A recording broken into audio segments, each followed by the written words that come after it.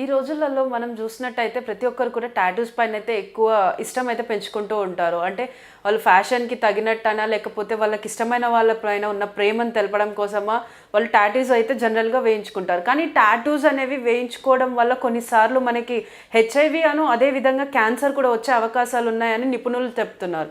అసలు నిజంగానే ఈ టాటూస్ వేసుకోవడం వల్ల మనకి క్యాన్సర్ అదేవిధంగా హెచ్ఐవి అనేది వస్తుందా?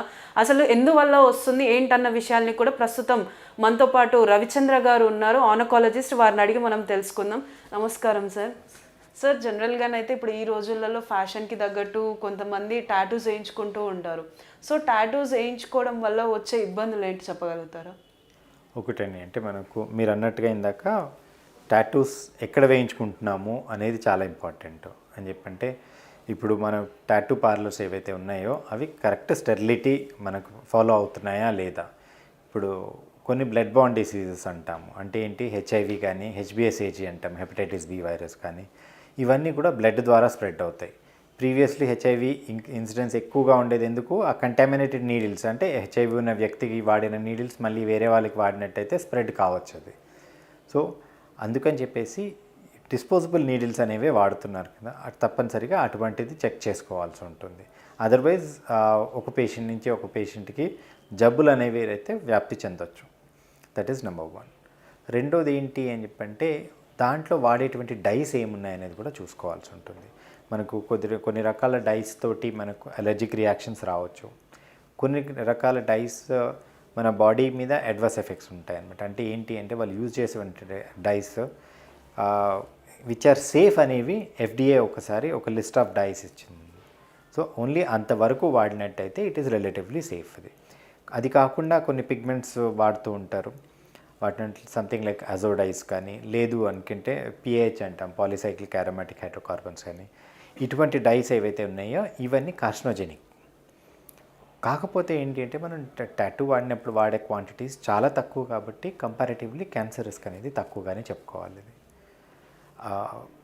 ఒకటి ఏంటి, మనకు మేజర్గా వచ్చే రిస్క్ ఫ్యాక్టర్స్ ఏంటి అంటే, ఒకటి స్కిన్ క్యాన్సర్ అనేది రిస్క్ మిగతా వారితో కంపేర్ చేసినట్టయితే కనుక వీళ్ళల్లో ఎక్కువగా ఉంటుంది, బికాస్ టాటూ వేసిన ఏరియాస్లో. రెండవది ఒకటి which study has found out is lymphomas అంటాం, అంటే blood cancers. Surprisingly blood cancers అనేవి దాదాపు మిగతా పాపులేషన్తో కంపేర్ చేస్తే అరౌండ్ 20 to 25% హయ్యర్ ఉంది ఈ టాటూ వేసుకున్న మనుషుల్లో.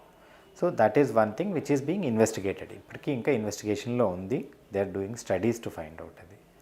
ఇది కాకుండా మూడవది చెప్పేది ఏంటి అంటే, మనం తీసుకునే డైస్ ఏవైతే ఉన్నాయో ఆ డైస్ అనేవి బ్లడ్లోకి వెళ్ళి, బ్లడ్ ద్వారా మనకు కిడ్నీకి మూత్రం సంచికి వెళ్ళి అటు నుంచి బయటకు వెళ్తాయి. సో అజో డైస్ అనేవి ఏంటి అంటే లివర్ మీద ఎఫెక్ట్ చేయొచ్చు.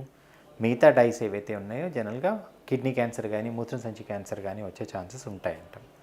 బట్ మనం టాటూలో వాడేటువంటి క్వాంటిటీ చాలా మినిమల్ ఉంటుంది కాబట్టి అంత ఎఫెక్ట్ ఉండకపోవచ్చు. People who use multiple tattoos, చాలా టాటూస్ వేయించుకోవడము చేయడం అయినప్పుడు ఆ క్వాంటిటీ ఆర్ ఆ ఎక్స్పోజర్ అనేది పెరుగుతుంది కాబట్టి వాళ్ళల్లో కొంత రిస్క్ అనేది పెరగవచ్చు. సో ఇప్పుడు మీరు అన్నారు, అంటే జనరల్గా వేయించుకునే ప్లేస్ని బట్టి కూడా కొంచెం ఎఫెక్టివ్నెస్ అనేది ఉంటుంది అని అంటారు. సో అంటే ఇప్పుడు ఈ క్యాన్సర్ కాజ్ అవ్వడానికి మెయిన్గా అంటే ఇక్కడ ఏ ప్లేస్లో వేయించుకోవడం వల్ల ఈ క్యాన్సర్ అనేది అఫెక్ట్ అవుతుందంటారు? స్కిన్ క్యాన్సర్కి one of the major reasons sun exposure మనకు. కాబట్టి సన్ ఎక్స్పోజర్ ఎక్కువగా ఉండే ప్రాంతాల్లో, అంటే ఏరియాస్లో మనం టాటూస్ వేయించుకున్నట్టయితే కనుక ఆ ఏరియాల్లో మన టాటూ వల్ల ఏమైనా రిస్క్ వచ్చినప్పుడు ఆ రిస్క్ అనేది ఎక్కువ అవుతుంది మనకు. అంటే ఎక్స్పోజ్డ్ ఏరియాస్, అంటే ఫేస్ మీద కానీ, లేదు అంటే చేతుల మీద కానీ, అక్కడ వేయించుకునే టాటూస్లోనే రిస్క్ అనేది ఎక్కువగా ఉంటుంది. మిగతా ఏరియాస్లో కంపారిటివ్లీ తక్కువ ఉంటుంది. సో ఇప్పుడు మీరు జనరల్గా చెప్పారు స్కిన్ క్యాన్సర్ బ్లడ్ క్యాన్సర్ ఉంటుంది అని చెప్పి. సో అంటే ఇప్పుడు ఈ ఏదైతే టాటూస్లో యూజ్ చేసే ఇంక్ మన బ్లడ్ని ఏ విధంగా ఎఫెక్ట్ చేస్తుంది? బేసికలీ టాటూస్లో వాడేటువంటి పిగ్మెంట్స్ అంటే ఎన్ని కెమికల్సే కదా. సో ఆ పిగ్మెంట్స్ మన బ్లడ్లోకి వెళ్ళినప్పుడు పర్టికులర్లీ 2-3 ఏవైతే మనకు తెలిసిన డైస్ ఉన్నాయో, అజో డైస్ కానీ, PAH అంటాం, పాలిసైక్లిక్ అరోమాటిక్ హైడ్రోకార్బన్స్ అంటాం, ఈ PAH డైస్ కానీ, ఇవి మన డైరెక్ట్లీ సెల్స్ని ఎఫెక్ట్ చేస్తాయి. సో డైరెక్ట్లీ సెల్స్ని ఎఫెక్ట్ చేసినప్పుడు ఎక్కడైతే ఎక్కువ ఎక్స్పోజర్ వస్తుందో, అంటే ఏంటి, బ్లడ్లో ఉంటుంది కాబట్టి బ్లడ్లో లింఫోమాస్ అనేవి పెరుగుతాయి. తర్వాత ఇవన్నీ క్లియర్ అయ్యేది కిడ్నీ ద్వారాను, మూత్రం సంచి ద్వారాను. సో కిడ్నీ కంటే ఎక్కువగా కూడా బ్లాడర్లో ఎక్కువగా, అంటే ఎందుకంటే యూరిన్ అక్కడ స్టోర్ అయి ఉంటుంది. సో అక్కడ ఎక్స్పోజర్ అనేది ఎక్కువసేపు వస్తుంది. వచ్చినప్పుడు డైరెక్ట్లీ మూత్రం సంచి సెల్స్ని డ్యామేజ్ చేస్తుంది అనమాట. సో మూత్రం సంచి క్యాన్సర్స్ రావచ్చు ఈ పేషెంట్స్లో. సో అంటే ఇప్పుడు జనరల్గా ఇటు క్యాన్సర్ అను హెచ్ఐవి అని అంటున్నారు. అంటే ఓన్లీ బేసిక్ థింగ్ ఏంటి అని అంటే ఇప్పుడు ఒకరికి యూజ్ చేసిన నీడిల్స్ ఇంకొకరికి యూజ్ చేయడం వల్లనే ఈ హెచ్ఐవి అనేది ఎఫెక్ట్ అవుతుందా? అంటే ఏ విధంగా?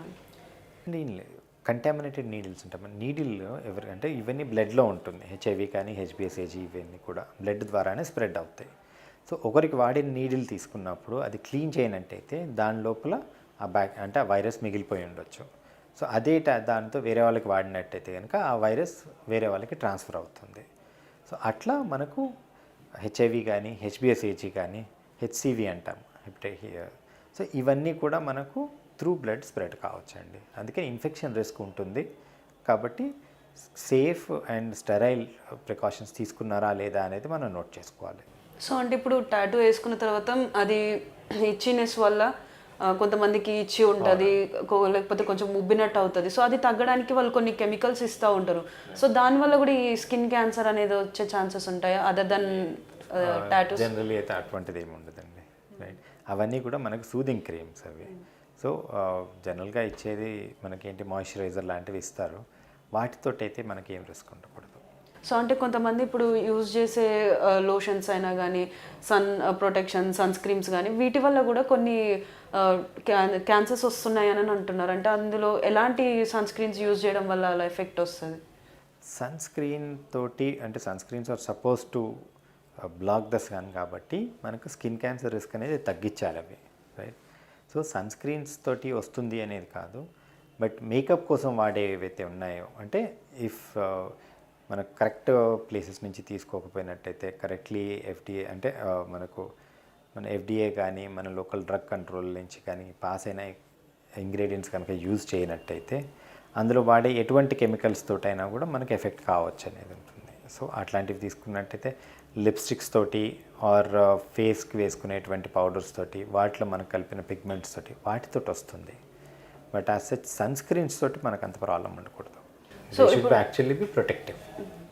సో ఇప్పుడు జనరల్గా మనం చూస్తూ ఉంటాం అండి, కాస్ట్ తక్కువ అని చెప్పి రోడ్డు పక్కన వాళ్ళు కూడా టాటూస్ వేయించుకుంటూ ఉంటారు. సో అది ఇంకా మెయిన్ కాజ్ అని అంటారా? అది చాలా రిస్కీ అండి అని చెప్పి స్టెరైల్ ప్రికాషన్స్ ఉన్నాయా లేదా తెలియదు. లేనప్పుడు అంటే వేరు వేరు ఇన్ఫెక్షన్స్ వచ్చే ఛాన్సెస్ ఉంటాయి. ప్లస్ ఎలర్జిక్ రియాక్షన్స్ అంటాం కదా, ఈ ఎలర్జిక్ రియాక్షన్స్ రావడము ఇవన్నీ కూడా అటువంటి ప్లేస్లో వేసినట్టయితే ఆ రిస్క్ అనేది ఉంటుంది. సో అంటే యాజ్ పర్ యూ అంటే ఇప్పుడు ఈ టాటూ షాప్స్ స్టెరిలైజ్డ్ ఉండాలి అని అన్నారు కదా. సో అంటే స్టెరిలైజ్డ్ అంటే ఎలాంటి ఇన్ఫ్రాస్ట్రక్చర్ కానీ ఎలాంటి అంబియన్స్ మెయింటైన్ చేయాలి?